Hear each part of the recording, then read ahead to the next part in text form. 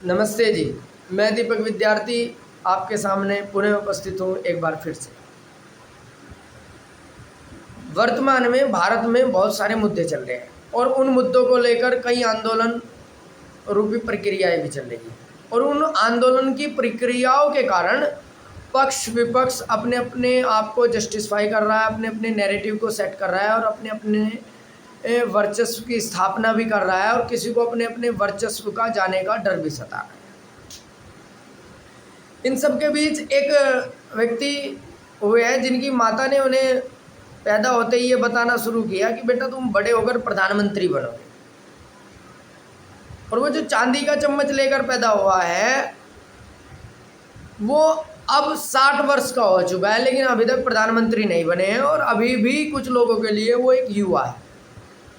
हालांकि वेद के अंदर जो अपने सनातन धर्मियों का मुख्य ग्रंथ है, वेद में कहा जाता है कि जिसमें उत्साह है, जो उत्साह से परिपूर्ण है, जो कल्याण के मार्ग का प्रतीक है, जो देश और समाज के लिए कुछ भी कर गुजरने को तैयार है, जो धर्म और राष्ट्र और संस्कृति के लिए अपना सर्वस्व निछावर करके राष्ट्र की संस्कृति, राष्ट्र के जनमानस और राष्ट्र की रक्षा के लिए आतुर रहता है, प्रयासरत रहता है, उसकी संस्कृति के लिए रक्षण और पोषण करता है, वह हर व्यक्ति उत्साह से परिपूर्ण रहने वाला वह कौन हुआ? वह युवा हुआ।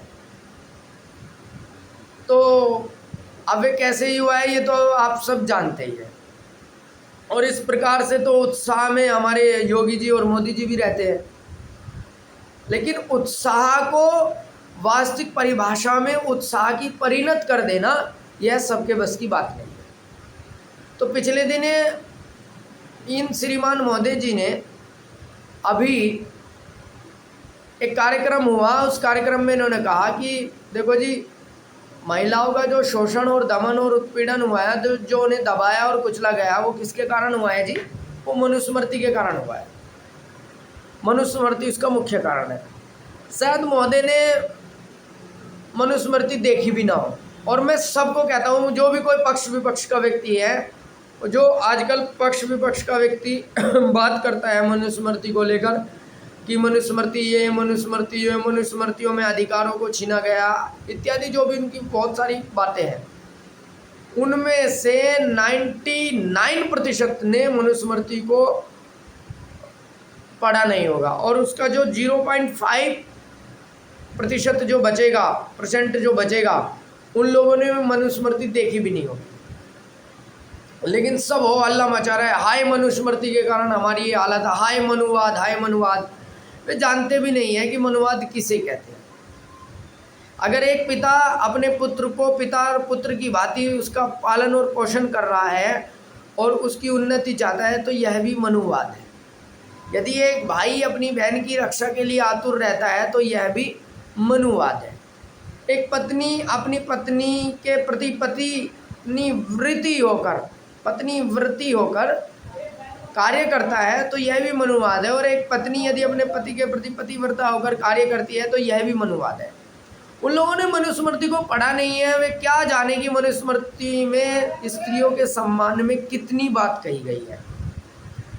और जो लोग कह रहे हैं कि मनुस्मृति में इस तरह के भी श्लोक है, मैं कहता हूँ वे न्यूनतम स्थितियों में है। मैं मान लेता हूँ आपकी बात, मैं अब, क्योंकि हम अगर कहेंगे कि वे तो प्रक्षेपित श्लोक है, मिलावट कर दी गई है प्रोपेगेंडा के द्वारा, कुछ लोगों ने, कुछ धुरतों ने, तो ये भी मैं कहता हूँ तुम में से कुछ लोग माने ना, लेकिन मैं कह रहा हूँ कि ऐसा है, मान लिया। लेकिन मनुस्मृति में सर्वाधिक श्लोक ऐसे हैं संसार भर की, वेद के बाद केवल मनुस्मृति में और अन्य जो सनातन धर्म के धर्म ग्रंथ हैं, उनमें जो आर्ष ग्रंथ हैं, उनमें मनुस्मृति को लेकर इतना सम्मान है स्त्रियों के प्रति कि सर्वोच्च स्थिति स्त्रियों की दर्शाई गई है। ऐसा ये श्रीमान जी जो 60 वर्ष के हो चुके हैं और अब तक प्रधानमंत्री नहीं बने हैं, इनकी माँ ने इनको बताया, ये ऐसा एक बार आसमानी किताब पढ़ ले, शायद बेचारे ने पढ़ी नहीं होगी। अगर मैं बताने लगूँ आसमानी किताबों के बारे में, जहाँ के लोग बात करते हैं कि स्त्रियों को इतना ढाँप दिया जाए, इतना ढाँप दिया जाए कि उन्हें सांस भी लेना पड़े तो जालियों में से और देखना भी पड़े तो जालियों में से, उन पर ये कभी नहीं बोलेंगे। इन लोगों को घूंघट प्रथा, जो कि हमारी परंपरा नहीं है, ये घूंघट प्रथा उनके दोष के कारण ही हमारे में से आई है। इस्लाम या अन्य जो चीज़ें हैं स्त्रियों को बंधन में रखने की, उनके कारण ही हमारे बीच में है। इन लोगों को घूंघट कुप्रथा लगती है, लेकिन इन लोगों को जो महिलाएं देख और श्वास लेती है जालियों में से, इन्हें वो कोई कुरीति नहीं लगती, कोई पाखंड नहीं लगता, कोई कुप्रथा नहीं लगती है।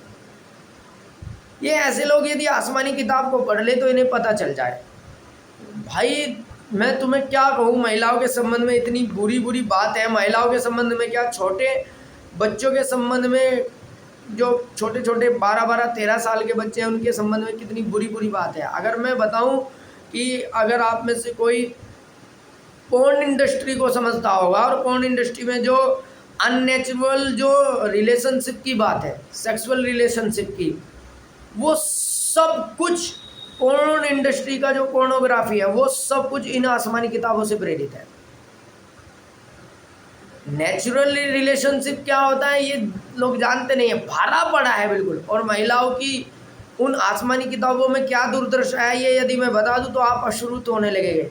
लेकिन वहाँ ये 60 साल की आयु होने वाला जो प्रधानमंत्री बनने के सपने देखता है, ये व्यक्ति उन्हें वोट नहीं करेगा, क्योंकि ये जानता है कि वहाँ एक काम हो जाएगा, सर तन से जुदा और तन सर से जुदा।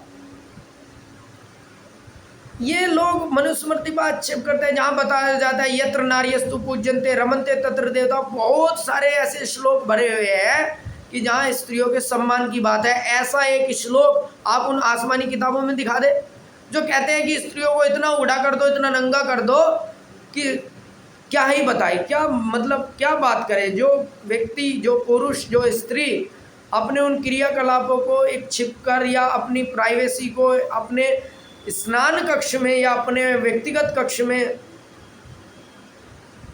कार्य करते हैं अपने वस्त्र परिवर्तन के लिए, ये तो उनको बाहर खुले में ऐसा देखना चाहते हैं। इन लोगों की तो ऐसी स्थितियां है। उन आसमानी किताबों के बारे में क्या चर्चा है?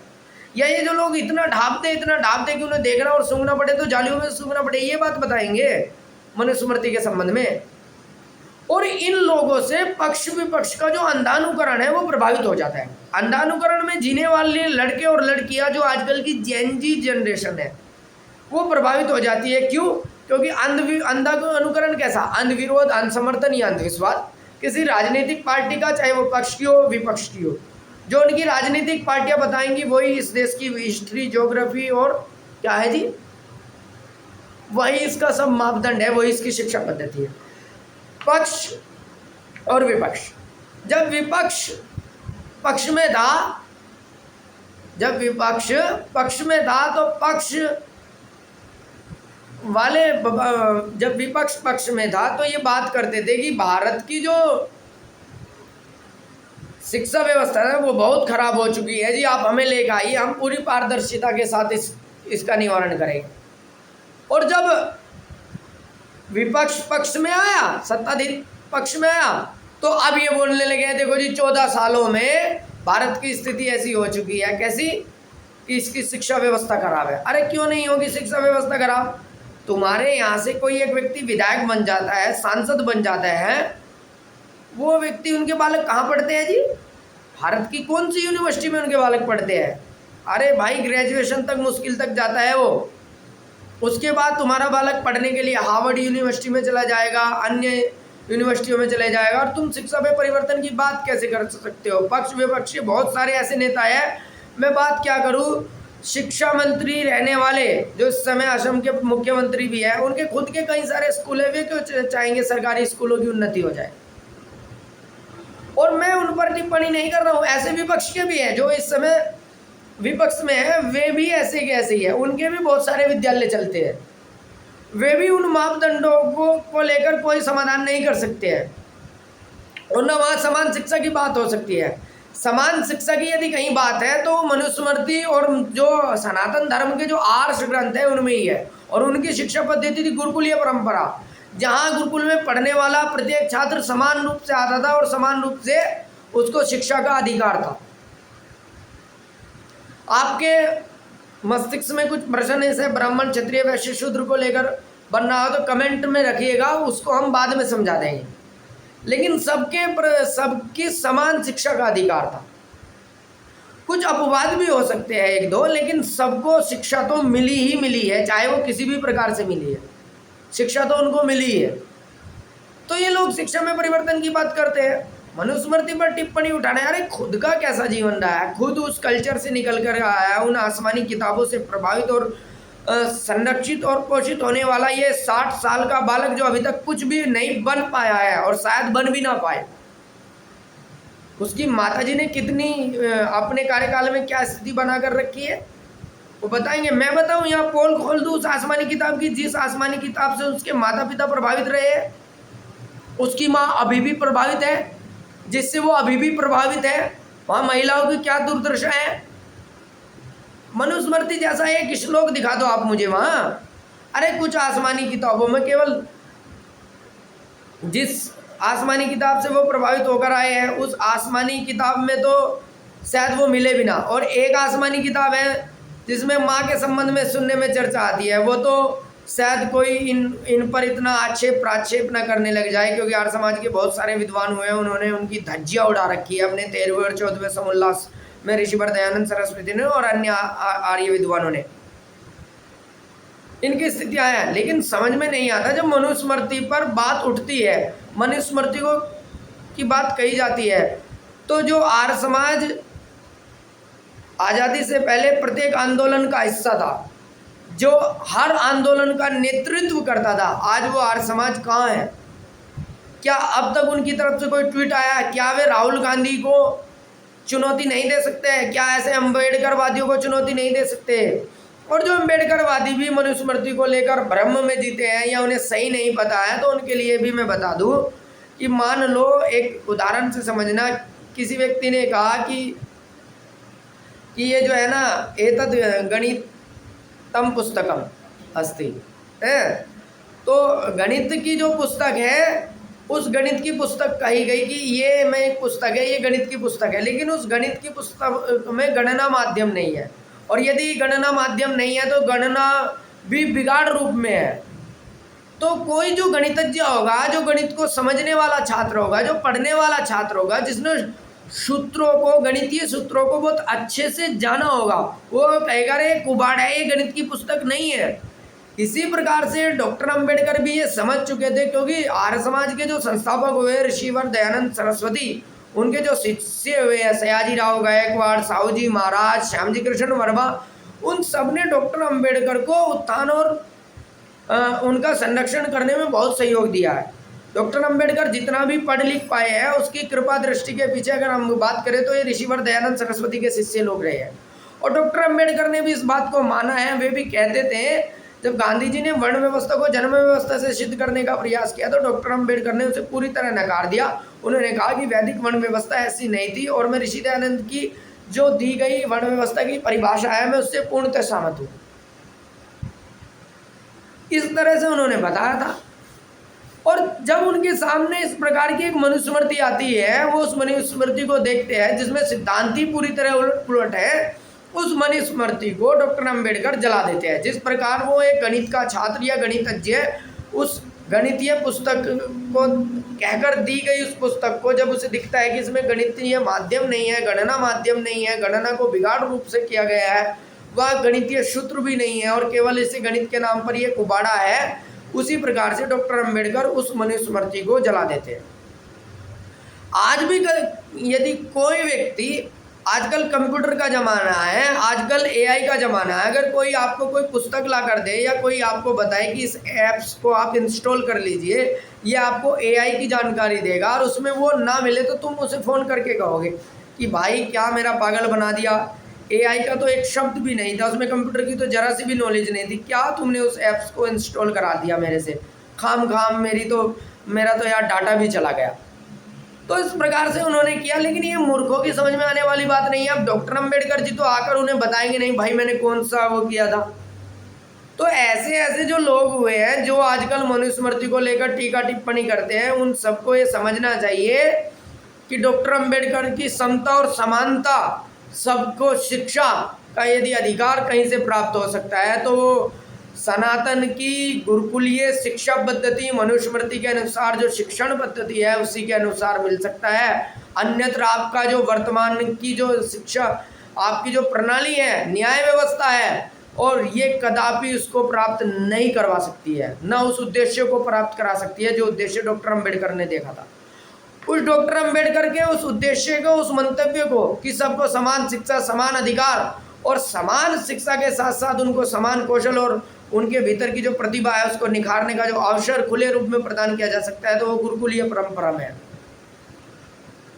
और डॉक्टर अंबेडकर इस बात को समझ भी गए थे, इसलिए वो संस्कृत के प्रति इतने निष्ठावान हुए कि उन्होंने, उनकी ये भीतर की इच्छा थी, उनकी जिजीविषा थी कि इस देश के जनमानस की लोक भाषा जो बने वो संस्कृत भाषा बने। वो नहीं चाहते थे कि हम लोग हिंदी में भी बात कर लें, वो इतना प्रभाव में आ गए थे संस्कृत के। आज भी भारतीय पत्र अभिलेखागार में यदि सरकारों ने अपने नैरेटिव सेटिंग के लिए उसको ध्वस्त नहीं किया हो तो वहाँ उनके पत्र मिल जाएंगे। अब से 2011-12 के आसपास तक थे उनके वहाँ, जब मैं पहली बार गया था किसी विद्वान व्यक्ति के साथ में, वे पत्र वहाँ रखे हैं। अब क्या स्थिति रही होगी, क्या नहीं रहा होगा, लेकिन डॉक्टर अंबेडकर की ये इच्छा थी, आप सर्च भी कर सकते हो, संस्कृत के प्रति वे चाहते थे कि संस्कृत लोक भाषा बने। इसलिए भाई कहाँ हो, किन लोगों के चक्कर में फंस रहे हो। और मेरा निवेदन है, ये जो 60 साल का बालक हो चुका है और जो इसके पक्षधर है, जो कहते हैं, उन्होंने एक बात और कही थी वहाँ कि अपनी जो संस्कृति रही है वो पितृसत्तात्मक रही है, मतलब पुरुष प्रधान रही है, स्त्रियों को तो कुछ मिला ही नहीं है। अरे मूर्ख आदमी, ये तो भारत में भी नहीं हुआ। तुम्हारी माँ को किसने अधिकार दिया आकर यहाँ? उन्होंने लिया। भारत में कोई ऐसे ही थोड़ा बन गया। जिन लोगों को लगता है कि डॉक्टर अंबेडकर के आने के बाद स्त्रियों को अधिकार मिले हैं, तो उन्हें बहुत सारे सर्च कर लेने चाहिए कि डॉक्टर अंबेडकर से पहले यहाँ कुछ लोग डॉक्टर भी बन चुकी थी, कुछ महिलाएं, कुछ लोगों ने कार्य किया है उनसे बहुत पूर्व की। और तो और कॉन्स्टिट्यूशन की जो सभा रही है, जब उसका निर्माण चला है, उसमें भी बहुत सारी महिलाएं बैठी हुई थी। उन्हें नहीं पढ़ाया था कि उनके बाद ही वो अस्तित्व में आया है। और उन सब के पीछे आर्य समाज की कन्या पाठशालाएं विद्यमान है। इस बात को सब सार्वभौम तरीके से स्वीकार करते हैं। इसलिए जो मनुस्मृति पर टीका टिप्पणी कर रहे हैं ना, ये पक्ष विपक्ष का, जिसकी समझ में ही नहीं आता है मनुवाद, तो उन लोगों से मेरा ये कहना है कि उनको हम चुनौती देकर कहते हैं कि वे आए और बताए तो सही। लेकिन वो अगर कुरीतियों पर बात करेंगे, अगर वो घूंघट को लेकर कुप्रथा पर बात करेंगे, हालांकि घूंघट कुप्रथा ही है, हमारी परंपरा नहीं है, तो उन्हें उस पर भी बात करनी पड़ेगी। जहाँ उस कपड़े को पहनाया जाता है जबरन, कि सांस भी लेना पड़े तो जालियों में से और देखना भी पड़े तो जालियों में से। और आप सब भी सर्च कर सकते हो चैट जीपीटी के माध्यम से, एआई के माध्यम से, आपको पता लगेगा कि मनुस्मृति में बहुत ज़्यादा जो श्लोक है वो स्त्रियों के सम्मान में ही है। सभी को नमस्ते जी, प्रणाम। फिर मिलेंगे कुछ ऐसे ही मुद्दे को लेकर। धन्यवाद, नमस्ते।